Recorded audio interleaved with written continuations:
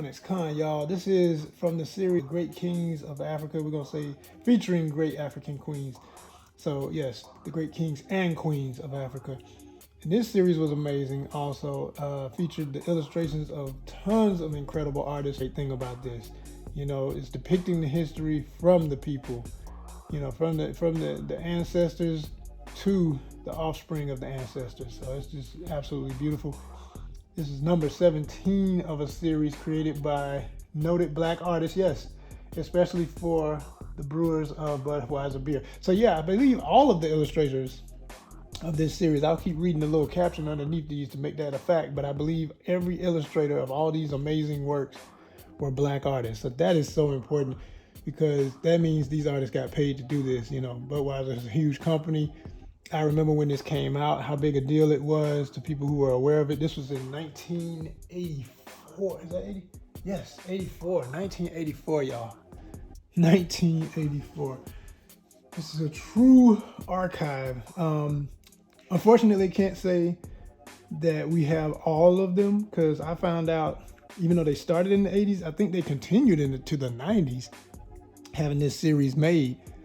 And it seemed in my lifetime so far, only educators and people who were, really astute to want to know about this even knew this existed. It was promoted to educators, so a lot of classrooms would have them on the walls back in the day, which was awesome. Something I hope teachers somewhere are still doing to this day. And so this is Queen Nzinga, one of the most famous queens, known for freeing Africans. That one is by Dorothy Carter, the illustrator. Awesome work. Yes, more of the queens up in here. Let me see how we're gonna do this. I think I know I'm not gonna be able to fit both of them in at the same time, but we'll do one at a time. This one is Makeda, the Queen of Sheba. So you hear people say, who you think you are, the Queen of Sheba? Yeah, yes ladies, say yes, I'm the Queen of Sheba. It's a real person. You feel? The identity of the Queen of Sheba has long been an issue of debate. However, there are several indications she was indeed the Ethiopian Queen Makeda. Cleopatra the Seventh, Queen of Egypt. There were many Cleopatras. It was a title, That is Hatshepsut, another queen from ancient Kemet, Egypt. Indeed. Considered one of the greatest queens of all time. This one here is one of the kings, who is Samori Toure. They gave him a title. I know who said that if they talking about Napoleon, but it said the Black Napoleon of Sudan. Nobody in Africa would have wanted to call themselves Napoleon, but I know who said that. So anyway, the ascendance of Samori Toure began when his native I'm gonna take my time with this. Bisandugu was attacked and his mother taken captive. After a persuasive appeal, Samori was allowed to take her place. He later escaped and joined the army of King Betike Saune of Giovanna. Following a quick rise through the ranks of Betike's armies, Samori returned to Basandagu, where he was soon installed as king. Defying French expansionism in Africa, Samori launched a conquest to unify West Africa into a single state. Wow. He annexed the lands bordering Basandagu and continued until his kingdom spanned 100,000 square miles, making him the most powerful native ruler in West Africa. In each city, Samori built a mosque, a testimonial to his devotion to Islam. During the 18-year conflict with France, Samori continually frustrated the Europeans with his military strategy and tactics. This astute military prowess prompted some of France's greatest commanders to entitle the African monarch the Black Napoleon of Sudan. So like I say, I know who gave him that title, because only the French would have compared him to Napoleon, thinking that Napoleon was so great, but he was doing his own thing. It ain't had nothing to do with that. But yeah, amazing illustration.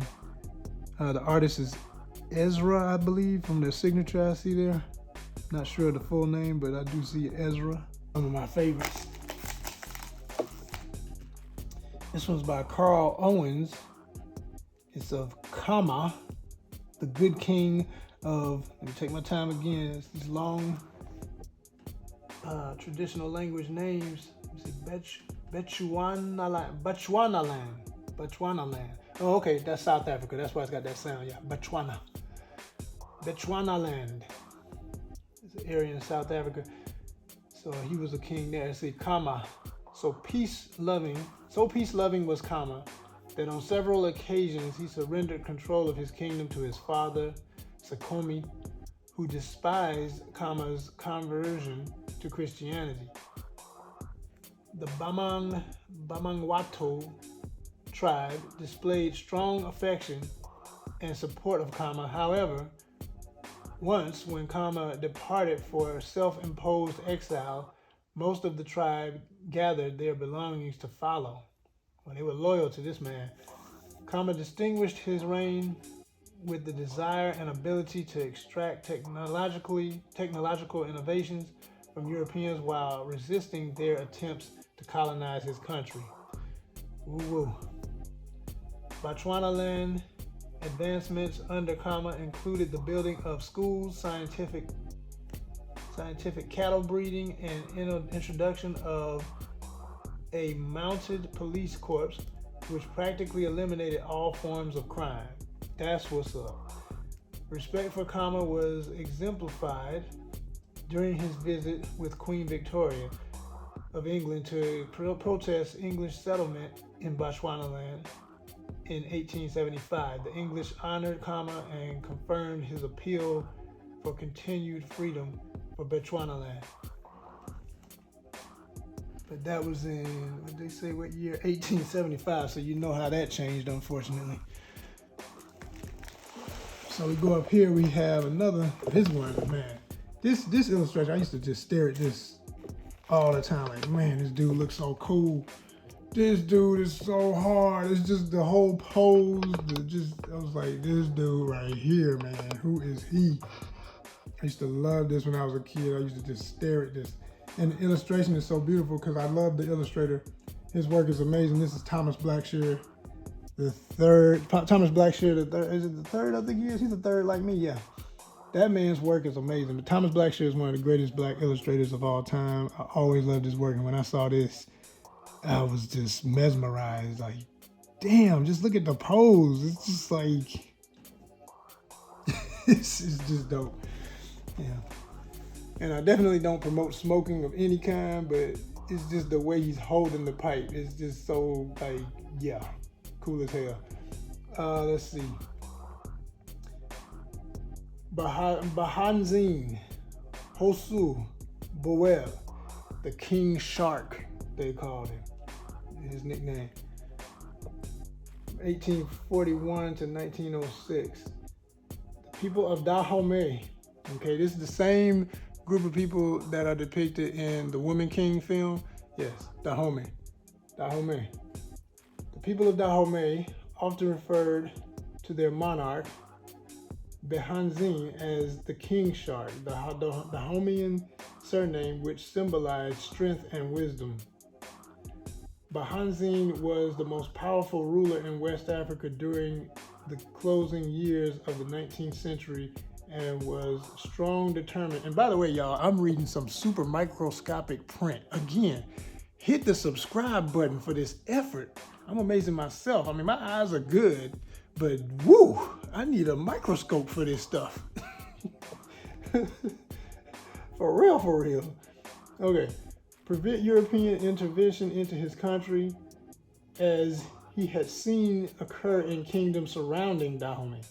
The king readily welcomed European visitors, but took precautionary means to prevent their spread of influence among his subjects. because it's a known fact, it wasn't a hidden thing that Dahomey, unfortunately, was one of the #1 kingdoms involved in trading other groups that they warred with Europeans. They were involved directly in the slave trade. Which to say facts, pretty much everywhere that people were being extracted, there was somebody of a rival kingdom that was willing to work with Europeans. That's just historical fact, knowing the facts of what people did so that you can understand not to repeat the same problems of mental, because it's real. Okay. The Hanzin maintained a very strong army to defend his nation's sovereignty. Its warriors kept physically fit through special gymnastics developed in Dahomey. But perhaps the most formidable aspect of the Hanzin's army was the division of 5,000 female warriors, they always have to mention the ladies, who were noted for their zeal in battle. A fond lover of the humanities, the Hanzin is credited with the creation of some of the finest song and poetry ever produced in Dahomey. There it is. As we continue, let's see. Hope y'all are enjoying this. It's a very old binder. So let me line it up, make sure it's in cam. Here we have Shamba Balangongo. Jungle. I'm messing that up. I know I'm messing that up. Balangongo. I think I said, okay, yeah, Balangongo. That's what I'm going to say. Shamba Balangongo. And that's Central Africa, in what would be modern day Congo. Definitely, that would be Democratic Republic of Congo area, one of the tribal groups there. He was king of Congo. That's right.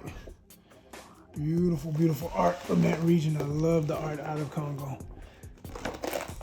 Let's see. This is Moshosho. Yes, Moshosho, king of Bosuto land, another South African region. Indeed, indeed. Nice. And we go over here. More amazing art. Oh my gosh. Amazing, amazing art.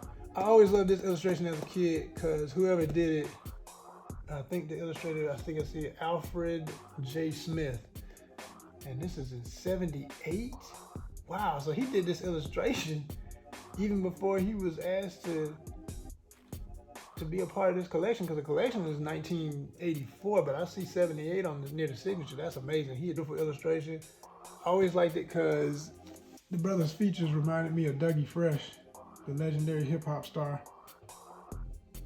And I really like that pose and just, the adornment, the regalia, the gold. I mean, he's kicking it big time. Big time. Now, I know just from guessing, I'm going to read a little bit just to be factual, but I would guess he must have been in Ghana. And yep, King of Ashanti is Osei Jutu, King of Ashanti. Lived from 1680 to 1717. Yes, he was the founder and first king of Ashanti Nation.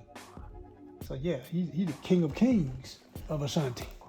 Here, these brothers here, boy, this is a bad illustration. That you just feel adventure. Like, this is, all of these, when I look at these prints, I just think of epic movies that need to be made. That's all I can say. Like, each and every last one of them needs to be made into a movie. And as an actor and writer and producer, I would just love to see it happen and be a part of something like this, because this is amazing. Just look at that. It's epic. It just, that one image, like, we're going on an adventure. Here's the map. Here's the plan. We got our army. Let's go handle business. Boom. I mean, it ain't that simple, but I'm saying that's what I'm seeing when I look at that one part of this whole epic story. And that's another Charles Lilly. Charles Lilly getting busy. Same shout out to Charles Lilly. Amazing illustrations. So now I know he's a black artist. That's what's up. That is what's up. Idris Aluma, Sultan of Bornu. Idris. There goes that name, Idris, like Idris Elba. Some folk don't know Idris is of direct African descent. Look him up. Look up his history of his family. Another amazing illustration. This one here, the Dylans, I knew this worked as soon as I saw it because I grew up looking at their children's books. Wow, amazing. Look at that sword. Yes.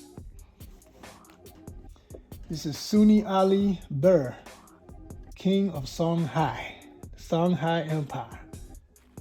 Yes, yes, yes. Right there. We have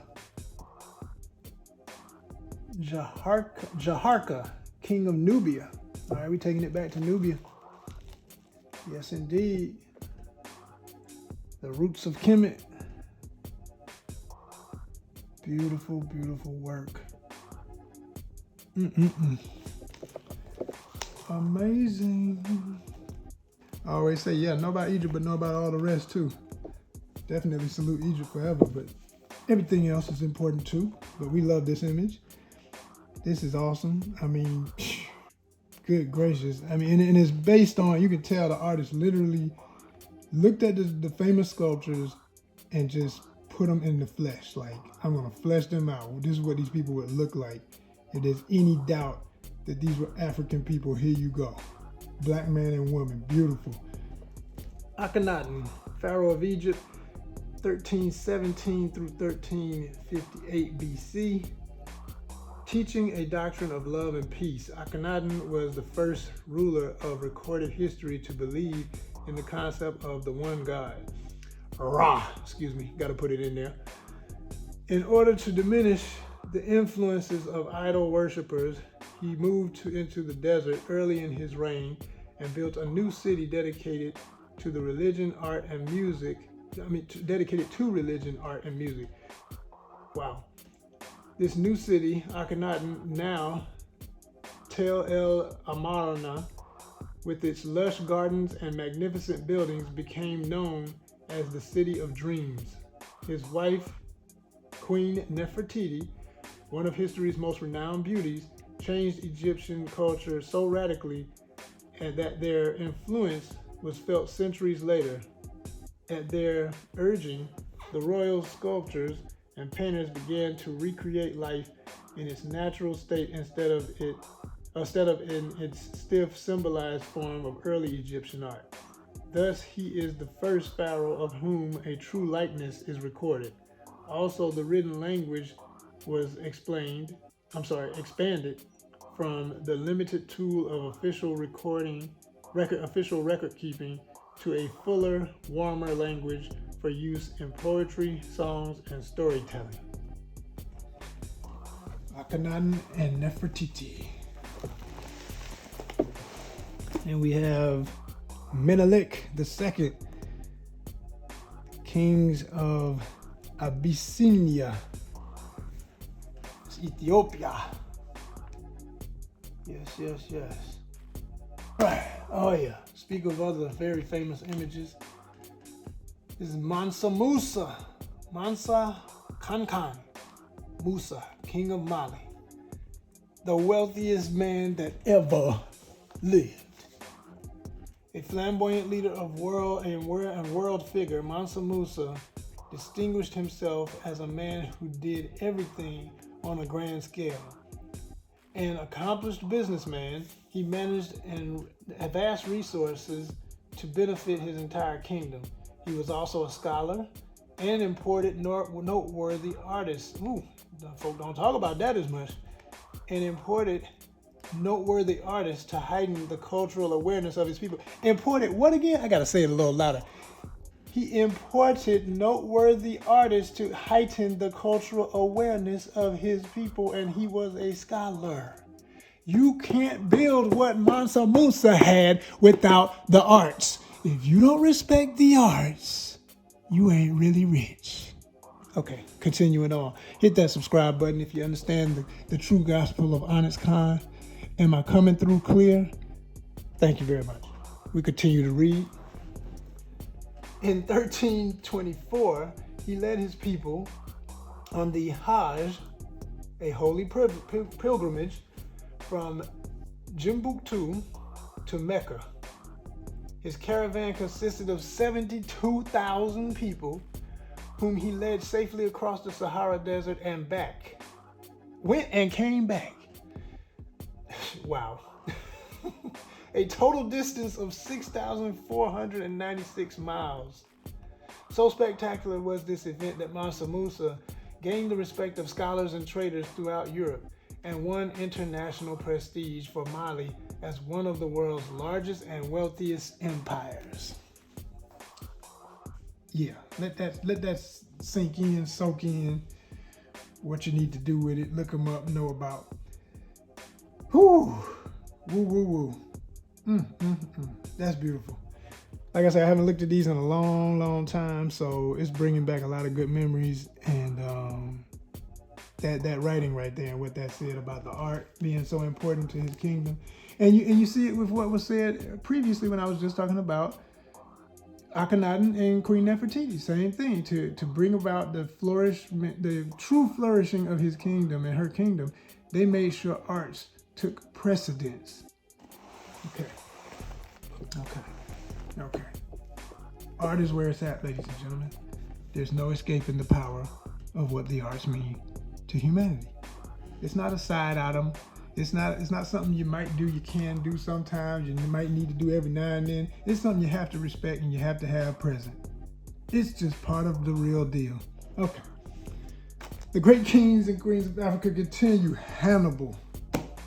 That image right there, you are now looking at, I love to say that. I haven't, like I said, I haven't pulled these out in a while, but I always knew from the first time I saw Black Panther, the first film, and the depiction of the Jabari people being in the northern regions of Wakanda, the fictitious African nation, but the fact that they were in the mountains and the fact that they were comfortable living in the snow-filled mountains, okay? And the fact that they had furs on and the fact that they had certain armor on with the furs, I immediately went back to this image and said, whoever designed, I mean, I know who designed, we all know the wonderful lady who did and won the award for her creations for Black Panther. But I know her and her team referenced this image for the Jabari people. Had to. It is, I mean, they have the beards. It's the epitome. It's all there. This incredible image. Oh my gosh. And I want to credit the artist, but I don't see the signature. I'm gonna have to look up who this was. If I find it, I'll post it on the image. But I wish they would say the name of every artist on each one of them, but if the person didn't sign, it doesn't have them like that. But it says Hannibal, ruler of Carthage, 247 to 183 BC. Regarded as one of the greatest generals of all time, Hannibal and his overpowering African armies conquered major regions of Spain and Italy and came close to defeating the mighty Roman Empire. Born in North Africa, country of Carthage, Hannibal became general of the army at age 25. His audacious moves, such as marching his army with African war elephants through the treacherous Alps to surprise and conquer northern Italy, and his tactical genius is illustrated by the Battle of Cannae, where his seemingly trapped army cleverly surrounded and destroyed a much larger Roman force, won him recognition which has spanned more than 2,000 years. His tactics have been studied and successfully imitated by generals as recently as World War II. The genius of Hannibal extended beyond the battlefield, however. After the Punic Wars, his leadership and administrative abilities brought Carthage great prosperity and prestige.